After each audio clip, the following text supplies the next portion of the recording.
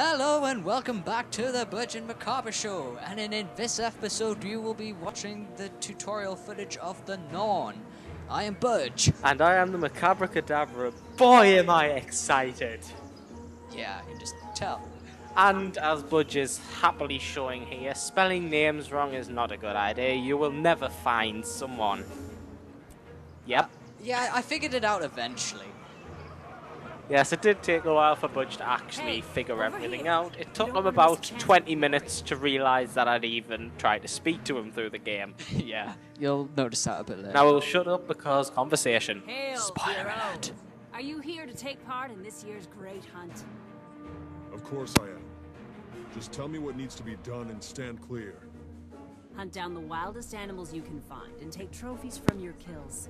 Present only the finest to Ido the Tanner to prove your worth. Whoever has the best trophy and whose bravery is the greatest will be invited to join the Great Hunt. Newt Whitebear has said this season's event will be one of the most dangerous, so be ready. Dun, dun, Even dun. heard the renowned Erstagulkin might attend. I look forward to impressing them both after I've earned my place in the hunt. So off he goes into the next door wilds to hunt his first kill, which kind of brings us into combat. Yes, it does. Although I will say, personally, the Norn needs a more gravelly voice. He just sounds too small. I'm kind of hoping that's something that they'll release in the full release, like maybe a voice changing option, kind of like how you get in some other games. I will say though that sometimes the voice and the text is not properly aligned because there has been changes. This is beta, beta is beta, and things will change. And so it's still don't a very judge. beautiful beta. It's still, I've seen release games less stable. And I think the only issue we really had was actually logging in. Yeah, there was like a massive influx of people obviously who'd pre-ordered the game, so regrettably I didn't get as much footage as I would have liked, but I still got some pretty decent stuff, so I'm happy. I mean, I'll give you a little bit of, just a bit of context for this. The beta was released at 7 o'clock GMT. I think it was a few minutes earlier because we could get on a couple of minutes before 7. It took till about 8 o'clock the next day before I could actually get on. So it had a bit of a long waiting period. However, these were ironed out further in, and I don't expect there to be any problems next beta. Yeah, I think they set up an overflow server pretty much within a few hours of there being problems. Actually, that's something we'll talk about because the overflow server wasn't included just because of the problems. The overflow is a deliberate design where if you log in but there's too many people in a particular area, you will go into the overflow server.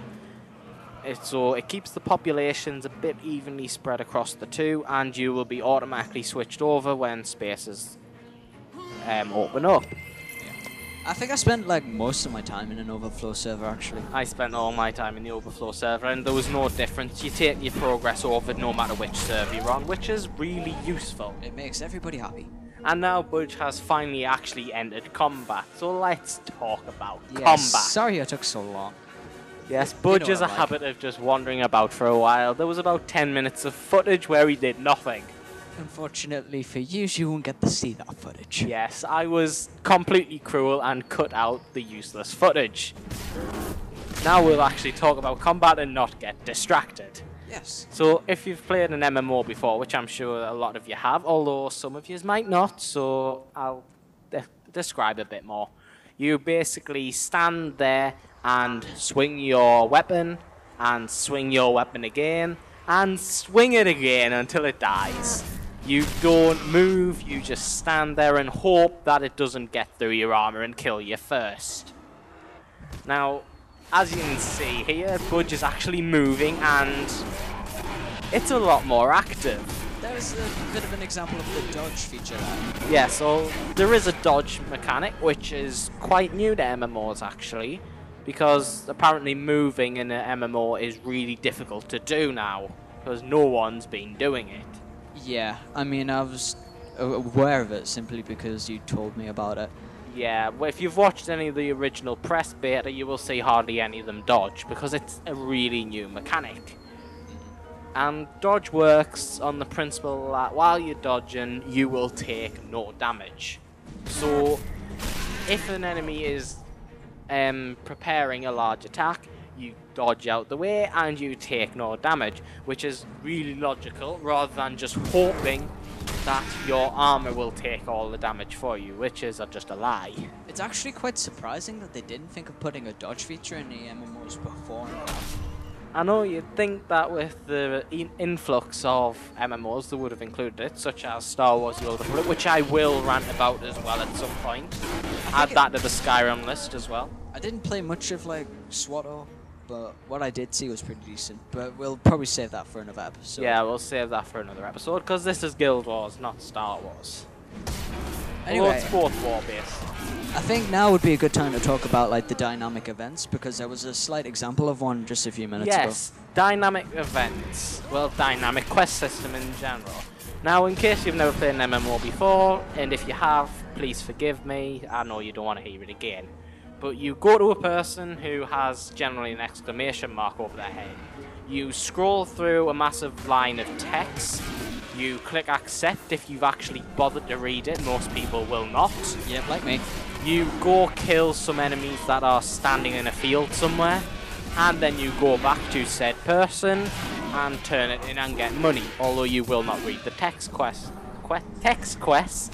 The text that is involved in the quest. Yes, sorry about that. This is actually live, we're not just script writing it. And Although that that could be fun. That could be fun, but we won't. It's more fun this way. So the way this works is that if you enter an area where there is a quest going on, it will automatically be attached to your quest log. And you will get a progress bar showing your well, not just your, but the general contribution to the quest, so you can see how close it is to finishing or how recent it started. And you will often get a variety of different tasks that will fill up this contribution bar. One of my personal favorite examples of this is if like somebody says that somebody is going to attack their settlement, it will actually get attacked. Yes, as an example, which Guild Wars and Arena will repeatedly stress, Minotaurs, I think it was Minotaurs at least, or Centaurs. Centaurs, it was that's the one one. or the other. It was Centaurs. So these big beasties are coming, and the text quest, I've said that again, and that's going to get really annoying. The quest says that the Centaurs are coming to destroy a settlement. Now, Dialogue. and dialogue, yes, so I will shut up. Hail, Hunter. I'm the local leather worker. Ido's the name. Show me your kills, and I'll make them into trophies you'll be proud Now to we show should them. have his voice. Breaking, That voice is singing, and good. boasting. I love a good old-fashioned moot. Others save their parties for holidays, but I say every day alive's worth Lad. celebrating.